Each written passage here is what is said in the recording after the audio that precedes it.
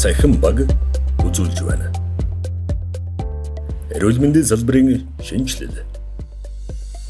Монгол Улсын хөгжлийн урт хугацааны бодлогын баримт бичиг алсын хараа 2050 эрүүл мэнд салбарын хөгжлийн зорилго нь эрүүл дадал хэвшилтэй идэвхтэй амьдралын хэв маягтай иргэнийг төлөвшүүлэн эрүүл мэндийн чанар хүртээмж үр дүнтэй тогтолцоог хөгжүүлнэ.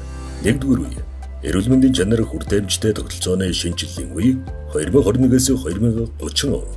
2-р үе. Амьдралын зөв дадал хэвшилтэй иргэнийг төлөвшүүлэх үе 2031-с 2040 он. 3-р үе. Эрүүл амьдралын хэв маягийг дэмжих үе 2041-с 2050 он. За эрүүл мэндийн салбарын санхүүжилтийн шинжилэл 20 оны 8 дугаар сард бол эрүүл мэндийн багц хуулинд 53 заалтанд бол өөрчлөлт орсон. За хуулийн хүрээнд шийдсэн гол асуудал бол 1-р бол санхүүжилтийн хуваагдмал оновчгүй байдал, 2-дугаарт нь тусламж үйлчилгээний чанарын асуудал, 3-дугаарт нь бол эрүүл мэндийн даатгалын хэрэглээний хязгаарлалт, 4-т нь ажлын гүйцэтгэлтэй уялдаагүй цалин урамшуулал, 5-дугаарт нь эмийн чанар үнийн асуудал, 6-т нь бол хөнгөлтэй эмийн чирэгдэл гэсэн эрүүл мэндийн салбарт томоохон өөрчлөлт шинжилэл бол хийгдсэн.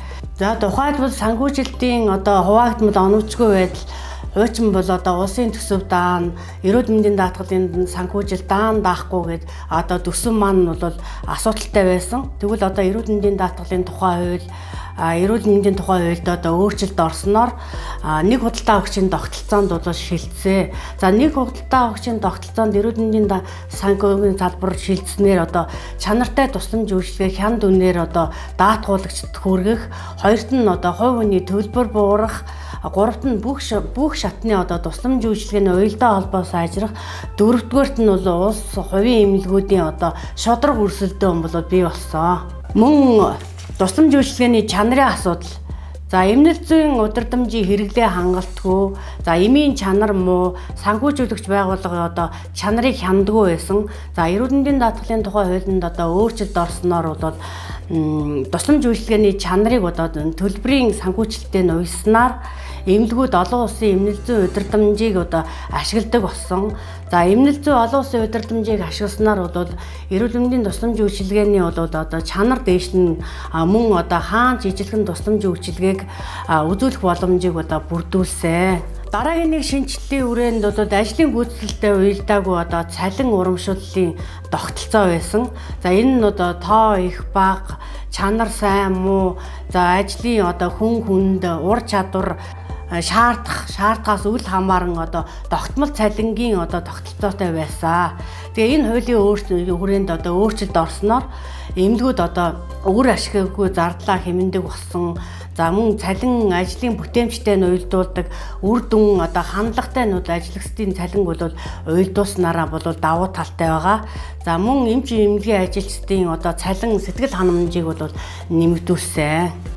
Эрүүл мэндийн салбарын цахим шинжиллийн хүрээнд статистикийн үнэн зөв мэдээ, эргэн бүрийн эрүүл мэндийн цахим төвх, иргэдэд мэдээлэл ил дод шуурхай хүрдэг, оролцогч талууд мэдээлэл солилцдог, тусламж үйлчилгээний чанарыг цахимаар хяндаг, шийдвэр гаргахад туслах дүн шинжилгээ хийх өгөгдлийн сантай болсон зэрэг цахим үйлчилгээ нэвтрээд байна. За 21 оны 3 сарын 1-ээс бол эрүүл мэндийн даатгалын үндэсний зөвлөлийн 03 дугаар тогтоолоор эрүүл мэндийн байгууллагууд эрүүл мэндийн салбарын шинжиллийн гүйцэтгэлийн тогтолцоонд шилжсэн. За энэ тогтолцоонд шилжснээр бол байгууллагууд бол дараах давуу талууд бол гарсан. 1-р бол санхүүжилтүүд бол урд оноосоо бол санхүүжилт өссөн. 2-р бол захиран зарцуулах эрх зүйн орчин бүрдсэн. 3-т нь ажлагчдын цалин үүс нэмэгдүүлсэн. 4-р нь нэн шаардлагатай тоног төхөөрөмжийг худалдаа авч тусламж үйлчилгээний чанар сайжирсан, мөн үйлчлүүлэгч болон ажлагчдын ажиллах орчин 5 тухтай орчин бүрдүүлж засвар үйлчилгээ бол хийгдсэн. За үйлчлүүлэгчийн чирэгдэл буурч тусламж үйлчилгээнд ахиц твшил бол гарч байгаа.